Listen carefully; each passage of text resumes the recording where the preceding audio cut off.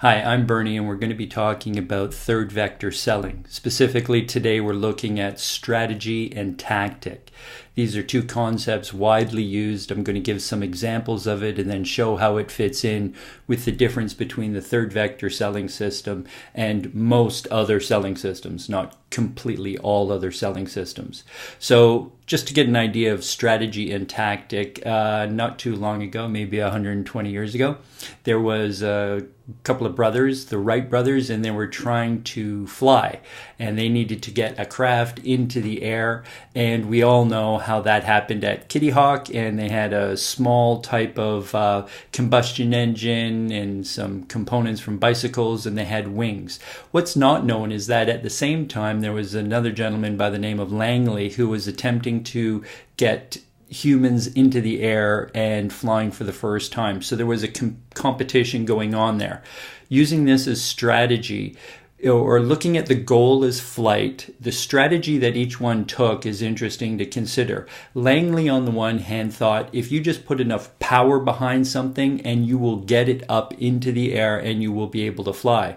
On the other hand, the Wright brothers thought it was all about the lift and it was all about the balance of the wings. So on the strategic side with the Wright brothers, it was about lift and balance, and the strategic side of Langley was all about power. Now, at a tactical level, what that meant is that Langley put on huge engines that had a great deal of weight, and there simply wasn't the aerodynamic engineering at that time to be able to compensate for the weight and mass of that engine and to be able to have it fastened correctly to the wings so that flight could happen. On the other hand, the Wright brothers had these long, broad, multi-winged, elegant wood frame with canvas on top wings that all they needed was a much smaller engine, and they were able to get enough power. So we know what the result was there is that the Wright brothers won the race for flight and were the first ones to take off into the air. What I want to do now is use an analogy of looking at the process of selling and compare the third vector selling solution to most others. And I would say that in regards to other selling systems, I don't want to be discounting of any, because whatever system works for you is a good system. The third vector represents a different strategic approach, and I wanted to touch on that subject to show that with the same kind of analogy, the third vector selling approach has to do with a balance, and that balance has to do with a tension between numerous different types of contradictions that exist during the selling process. So to accept or to reject, to buy or not to buy, whether someone likes something or doesn't like something, whether you have agreement or disagreement. And it's working towards the balance between those two opposing or contradictory sides. Whereas most other sales process seem to come from the strategic approach of power. Okay, let's get a compelling line, let's grab their attention, let's overcome their obstacles, and let's get it across the finish line.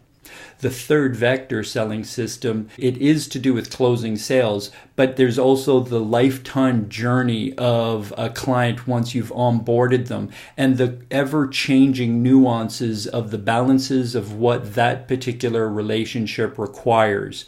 Where on the other side of the equation, and most other sales processes have to do with powering it through, upselling, and sell more.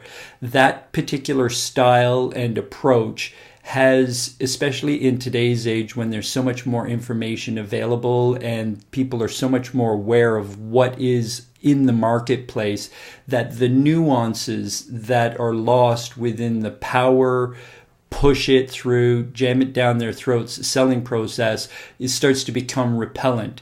Within the third vector selling system, you're constantly seeking a balance, which has to do with recognizing where your offering sits, where the client is or the potential client is, and what is the synergies and the nuances of that interaction. So it's a much more detailed and balanced and elegant approach.